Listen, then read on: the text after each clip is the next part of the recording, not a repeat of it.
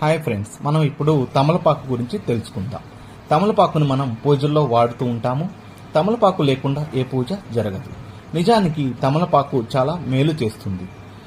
అయితే దేవుడికి తాంబూలం ఎందుకు ఇస్తామంటే, నా సర్వలక్షణ నీదే అని చెప్పి దేవుడికి తాంబూలం మనం ఇస్తూ ఉంటాము. దేవుడు ఆశీస్సులు మన మీద ఉంటాయని తమలపాకుతో తాంబూలాన్ని సమర్పిస్తూ ఉంటాము.